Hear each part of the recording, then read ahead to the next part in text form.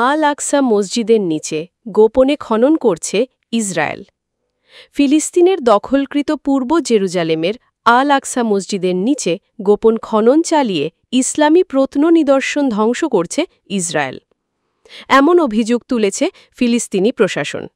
তারা বলছে, আল আকসার ঐতিহাসিক পরিচয় মুছে দিয়ে শহরকে ইহুদীকরণের ষড়যন্ত্র চলছে। সোমবার ১ সেপ্টেম্বর এক প্রতিবেদনে এই তথ্য জানিয়েছে বার্তা সংস্থা আনাদুলু। বার্তা সংস্থাটি বলছে, ইসরায়েল দখলকৃত পূর্ব জেরুজালেমের আল আকসা মসজিদের নিচে গোপনে খনন চালাচ্ছে এবং ইসলামী নিদর্শন ধ্বংস করছে বলে অভিযোগ করেছে ফিলিস্তিনি প্রশাসন। রবিবার এক বিবৃতিতে জেরুজালেম গভর্নরেট জানায়, ফাঁস হওয়া ভিডিওতে দেখা গেছে ইসরায়েলি বাহিনী আল আকসার নিচে বেআইনি খনন কাজ চালাচ্ছে। বিবৃতিতে বলা হয়, ইসরায়েল ইচ্ছাকৃতভাবে উমাইয়া যুগের ইসলামী প্রত্ননিদর্শন ধ্বংস করছে। এগুলো মুসলমানদের এই স্থানের ন্যায্য মালিকানার জীবন্ত প্রমাণ ও সুস্পষ্ট দলিল। তাদের দাবি, আল আকসার ঐতিহাসিক পরিচয় মুছে ফেলার উদ্দেশ্যে এবং কথিত টেম্পল মাউন্ট বর্ণনাকে জোরালো করার জন্য ইসরায়েল এসব ইসলামী নিদর্শন ধ্বংস করছে। গভর্নরেট সতর্ক করে আরও জানায়, আন্তর্জাতিক তদারকি এড়িয়ে গোপনে এই খনন কাজ করা হচ্ছে।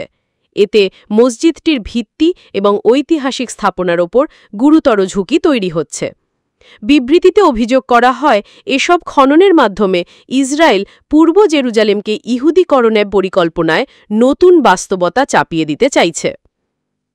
গভর্নরেট আন্তর্জাতিক মহল, জাতিসংঘ ও তার সাংস্কৃতিক সংস্থা ইউনেস্কোকে অবিলম্বে হস্তক্ষেপ করে এসব লঙ্ঘন বন্ধ করা এবং দখলদার ইসরায়েলকে জবাবদিহি করার আহ্বান জানায়।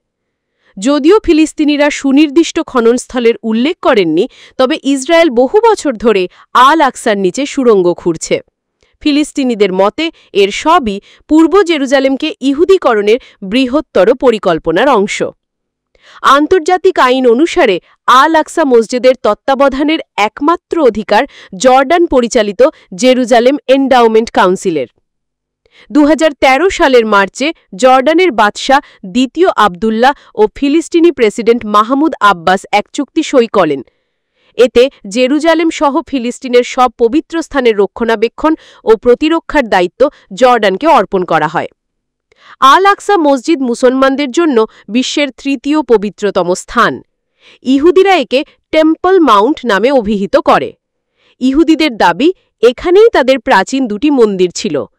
১৯৬৭ সালের আরব ইসরায়েল যুদ্ধে ইসরায়েল পূর্ব জেরুজালেম দখল করে নেয়। পরে ১৯৮০ সালে তারা পুরো শহরটি সংযুক্ত করে নেয়, যা আন্তর্জাতিক সম্প্রদায় কখনো স্বীকৃতি দেয়নি।